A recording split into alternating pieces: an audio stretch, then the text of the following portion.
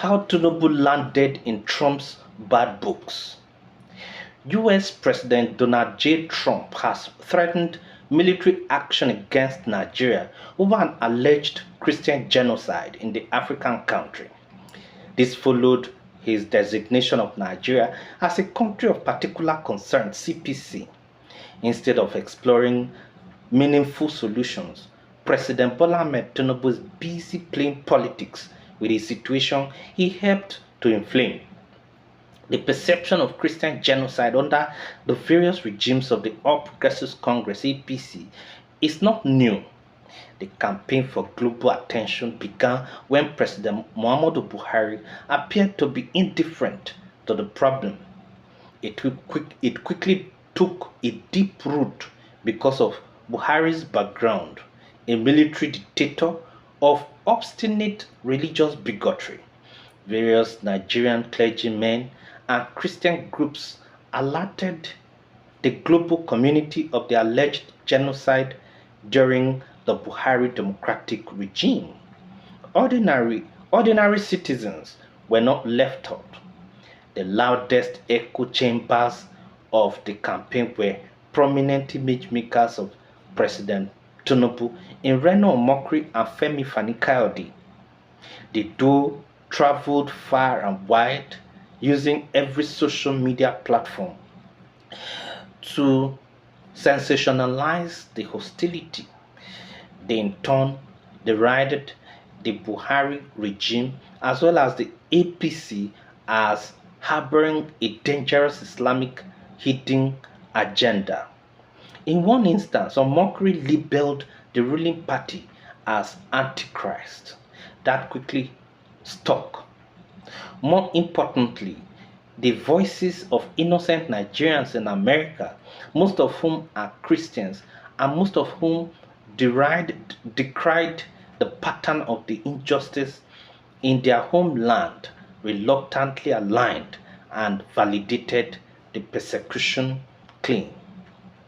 The US Department of State finally acted by designating Nigeria as a country of particular concern for the first time in December 2020. After a critical review, Trump's successor, President Joseph Biden, lifted the CPC designation in 2021 amid a torrent of criticism from both the US and Nigeria. But America remained on the alert, eagerly waiting for an alarm for any iota of further violation. The emergence of President Bola Ahmed Tinubu as Nigeria's president worsened matters and is squarely responsible for why Africa's most populous country is not only designated as a CPC again but also heightened the threat for military action by the United States of America. Let us begin with Tinubu's background. Everything about the Nigerian president is everything the Americans resent in foreign leaders. Too many controversies from his identity, drug trafficking, academic records, and sources of his huge wealth.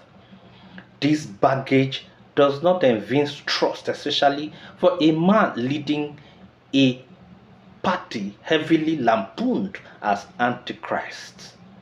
The totality, the, the totality of this background accounts for why Trump has continued to distance himself from Tinubu. The next pointer is Muslim presidential ticket. Upon winning the nomination of the party, Tinubu shocked the world by electing to nominate a vice president who shares the same Muslim faith with him. What fills the air of the Americans is that despite leading a political party that is alleged to have a vicious Muslim agenda, Tinubu blatantly broke from the prevailing convention that had created a sense of religious tolerance in the country. Very alarming is that it did not take long before Nigeria started observing probable signs of Christian genocide in the country under Tinubu. Incidents and statistics abound, but a wake-up call was the first Christmas period after Tinubu took office in 2023, which witnessed a series of coordinated attacks in Plateau State. The suspects were Muslim militants who killed at least 300 people who happened to be Christians, wounded about 300, and displaced over 30,000 residents across 21 villages. The following Easter period 2024 showed a similar pattern with major attacks documented in Plateau and Benue states. A comprehensive report from Open Doors International, a watchdog for Christian genocide around the world, analyzed the issue of religious extremism from 2023 to 2025 and suggests that Nigeria remains one of the most unsafe places in the world for Christians. Another report by the World Watch List 2025 indicated that Nigeria accounted for a majority of the most